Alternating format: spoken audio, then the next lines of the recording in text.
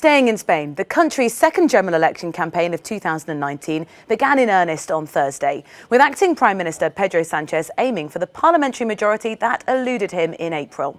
The Socialist Party leader has accused his rivals of wanting to weaken the country. Oscar Valero reports. Spain kicked off on Thursday its fourth electoral campaign in 4 years.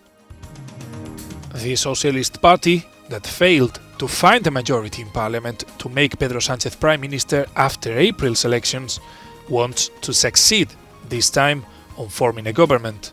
Sanchez presents himself as a moderate politician compared to the radicals at his left and right. Tenemos desafíos y amenazas muy importantes. We have some very important challenges and threats. We need a strong government. This is the reason that we have a political project. We have the best teams, we have the ideas and the social support to achieve them. What do the rest of them have? The rest of them do not have a political project. They have a project for the next 2 weeks. Their project is to stop the socialist government. The political project of the independence movement, of the far right, of the right wing, and maybe Mr. Iglesias, it's that the socialists do not obtain a sufficient majority so that there's not a strong government in our country. Catalonia will be obviously one of the important issues of this campaign.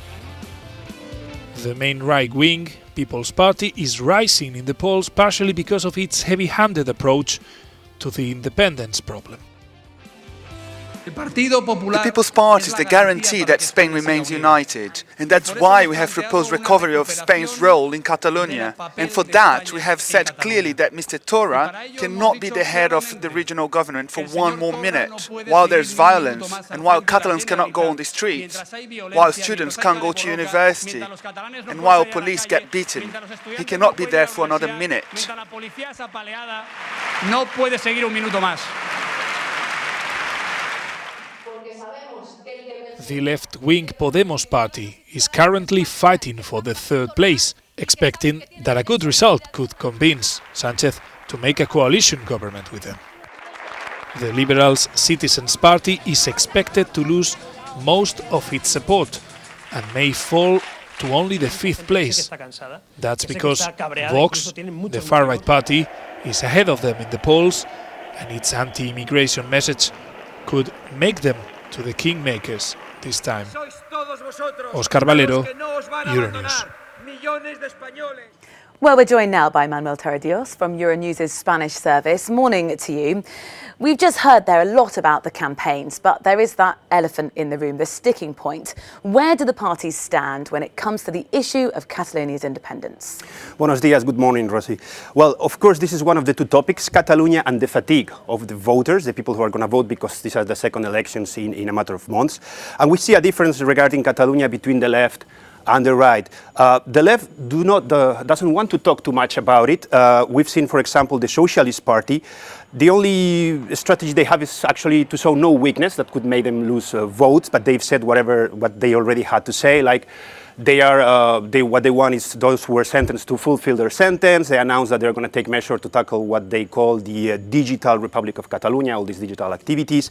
And they're more focused on mobilizing their voters, like we've seen with this proposal for the COP25, these kind of measures. Unidas Podemos is the same. They're going to focus more on social measures rather than Catalonia. But then we come to the right. Here's where, speaking a lot about Catalonia, it can pay off. We've heard the leader of Popular Party saying that Torra, the president of Catalonia, must go. He's also attacked Pedro Sanchez, the current prime minister, saying that literally we cannot have a prime minister whose legs tremble when he has to face pro-independence leaders, so showing a really strong statement, although they soften a little bit their position because moderates can be key in these elections. Citizens also, they're trying to show hard position regarding Catalonia, also as well trying to be slightly moderate. But then we come to the far right, to Vox, and for Vox, they are pretty sure this is the horse they have, or the wave they have to ride in this electoral fight. In this rally last night, they spoke about a coup d'etat. While people were chanting Puigdemont should go to prison, the leader Abascal even said that Torra should go to the dungeon. So for them, it's pretty sure that it's going to pay off. And actually, they decided to start their campaign in Hospitalet, in Catalonia, in a place where pro-independence forces didn't get a lot of votes, to send this statement to the whole country of Spain. If we look at the infrastructure of the parliament in Spain, the pro-independence parties have quite a lot of influence because of the way their votes are translated into parliamentary seats. So how might that, considering what we've seen over the last few weeks, how might that impact this new government? Of course, they have an important presence. Just a little detail, they have 48 seats in a parliament of 350. It shows how important it is. And according to the polls, pro-independence parties are going to have roughly half of them, so above 20 seats. Traditionally, or at least these last months, these pro-independence parties, they prefer to have a socialist in Moncloa, which is our equivalent to Downing Street, because it's easier to talk to them. But with what we've seen the last weeks, positions have hardened. So they are not so keen to negotiate now a possible investiture of Pedro Sanchez if they do not get anything in exchange. And obviously they will have an impact, and actually what could happen is that Pedro Sanchez will be somehow obliged to turn to the right, not to the left, which is the natural allies, to try to reach an agreement, at least to create a government, to have a first government running in minority, and then we'll see what happens next. Thank you very much for that update and analysis of what's happening in the Spanish elections. Manuel Teredios.